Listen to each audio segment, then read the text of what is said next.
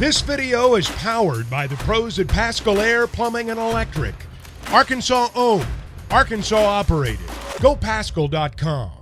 So I was walking out of Baum Walker Stadium this weekend, and I hear someone say, hey, that's Richard Davenport. So I look up, and there's this guy in this blue shirt walking with his wife, and I stumble over and say what up to him. Richard, it's good to talk with you again, man. Fayetteville Regional didn't go according to plan this weekend, but still fun to see you nevertheless. Well, hey, at least we got to see a win, so that was the main thing. So hey, we were going to Saturday's games, but obviously they got rained out, so we couldn't go to Sunday. But yeah, it was good seeing you, buddy. Well, I want to ask about Grant Nelson coming up, but one of the things that you pointed out, and Dave actually pointed out in his post-game press conference, is this upcoming baseball recruiting class. Now, I know you spend more time extensively on football and basketball, but this is potentially the best class that he's ever had that's coming in. Now, I know the draft is going to cut a guy or two out of it because they're just going to go straight to the pros, but can you kind of give our audience some details on this upcoming class that DVH, Hobbs, and Thompson are bringing in? Yeah, it's an historical class. According to Perfect Game, they started rating the recruiting classes, I believe, in 2010, and Arkansas has 13 top 100 prospects in the class. That's the highest ever since Perfect Game has been doing the classes, recruiting classes. The previous high was Florida, I think, in 2011 with 11 top 100 prospects. So this is one for the ages and one that nobody else has ever been able to accomplish. Vanderbilt and UCLA, they have 7 top 100 prospects. Arkansas basically has double what they have, and they're number 2 and 3 in the rankings behind Arkansas. So, yeah, this is a class that it just doesn't happen that often. Obviously, historically, it's as good as any class. Obviously in the last 13, 14 years. So, and it's hard to imagine anybody having anything better than that, even in the previous years. What do you attribute it to? I mean, if you had to say this has happened because of, how would you fill in that blank? Success on the field, the facilities, the new baseball facility, the attendance, Arkansas being one of the top attended college baseball programs in the country. Kids want to be able to play also with top talent. And I think what happened with Arkansas, they started getting some of these commitments, and other guys, said, "Man, I'd love to play with that guy." And it's just kind of a domino effect. You got all those things to sell, and then when you see other guys, top prospects, and they all know one another, jumping on board. That kind of makes it maybe more enticing to also be a Razorback. Yeah, and Dave gets Coach of the Year for the third time, and I just think there's been a reverence. I think there's a growing reverence for him in the sport. I agree 100%. I think obviously he's been successful from day one at Arkansas, but the momentum and just longevity and success. I think the respect for the program, along with, again, how the baseball fans of Arkansas supports the program, and then with that facility that Arkansas has is basically one of a kind. You want to go somewhere where you feel like that you have the best chance to develop, and Arkansas's got everything there for you, and they've also obviously had success sending guys to the major leagues too.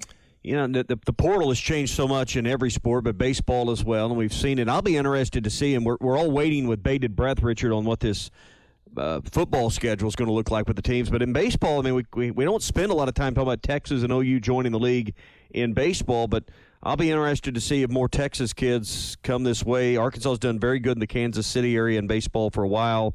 I think there'll be some ripple effects from those two joining the league in baseball, just like we're expecting in other sports. No, I agree with you. I mean, obviously, you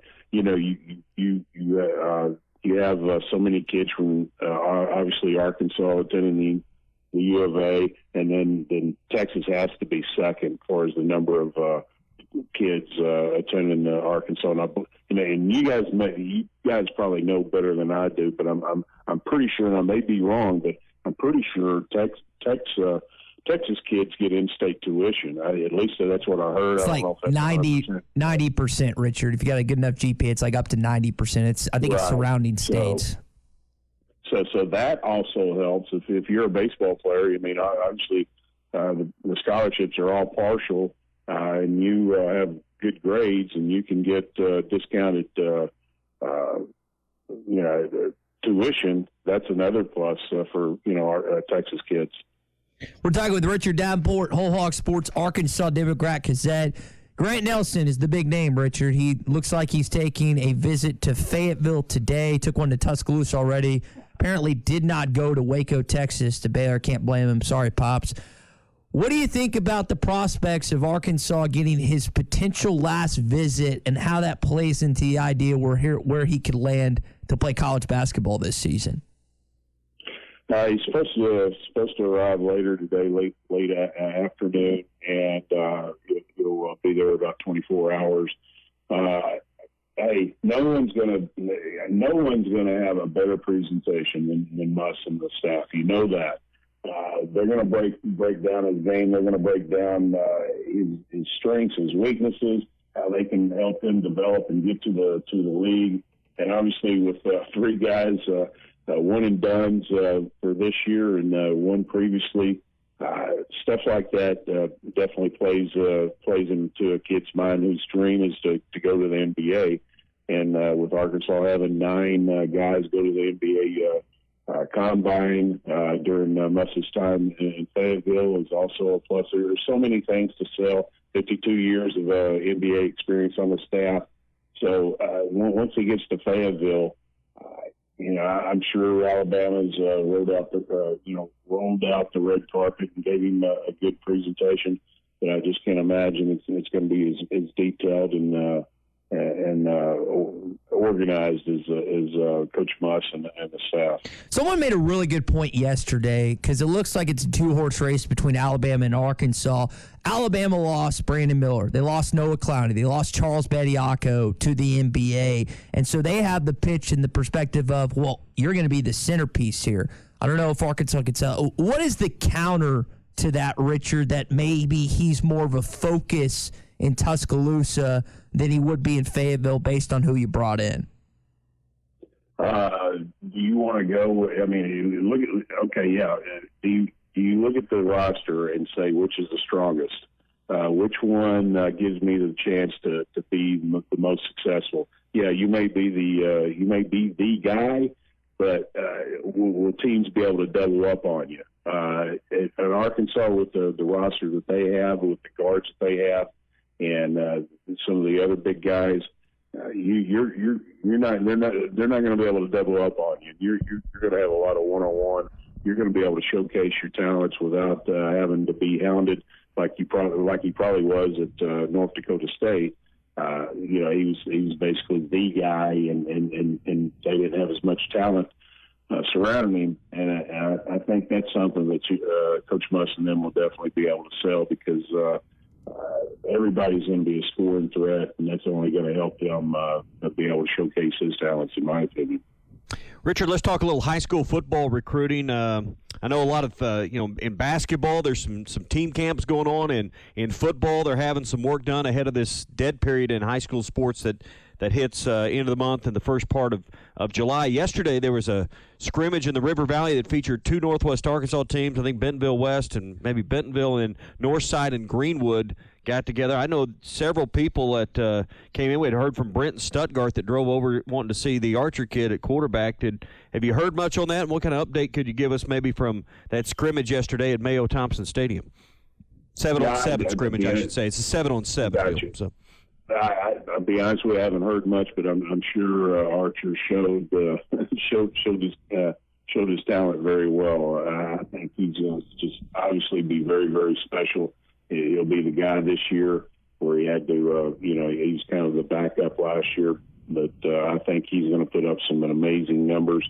That Greenwood offense is always very, very productive. And then when you have somebody like him leading the offense, it's going to be pretty fun. But I honestly didn't get much information from the scrimmage.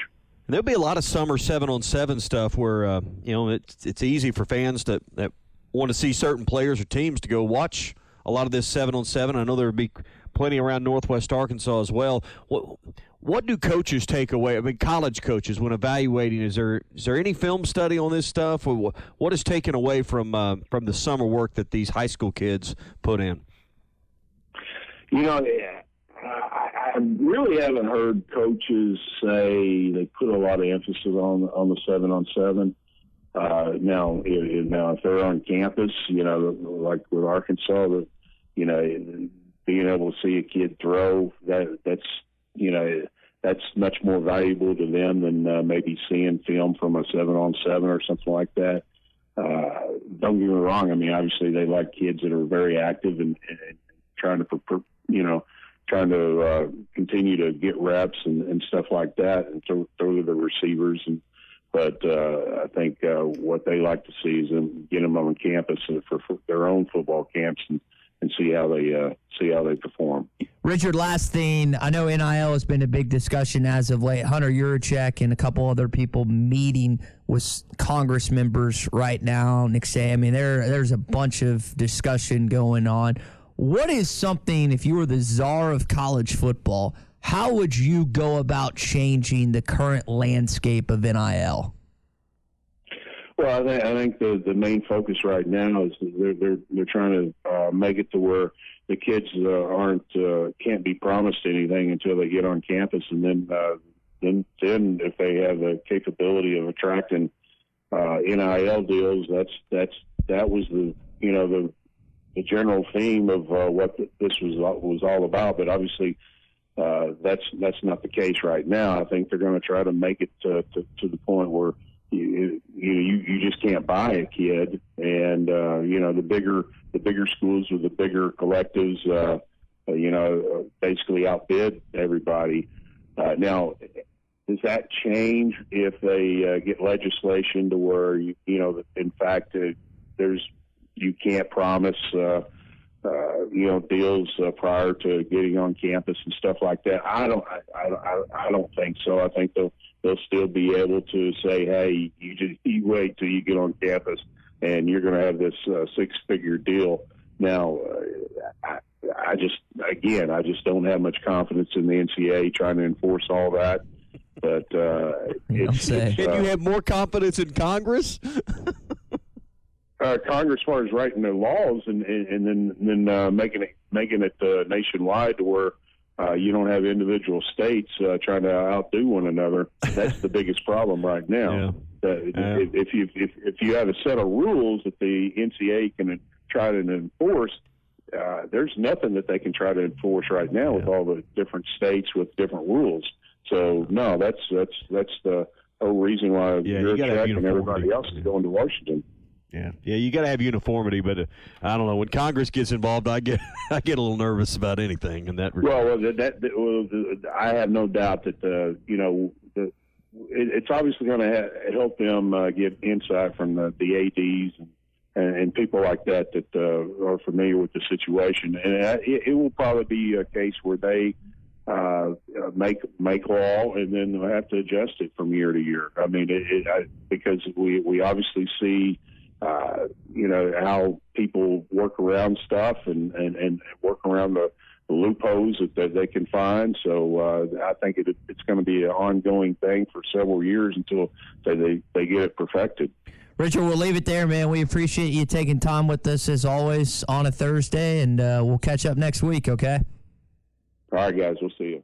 BetOnline is your #1 source for all your championship finals info, stats, news, and scores. Get the latest odds and the latest matchup reports for this year's NBA and Stanley Cup Finals. BetOnline is your sports intel headquarters this season, as we have you covered for all your insider sports wagering needs, from baseball and hockey to MLB, UFC, and boxing. The fastest and easiest way to get all your betting info, including live betting options and your favorite casino and card games available to play right from your home. Get in the action today. Head over to our website or use your mobile device to join, and be sure to use our promo code BELIEVE to receive 50% bonus on your first deposit. That's BLEAV. Bet online, where the game starts.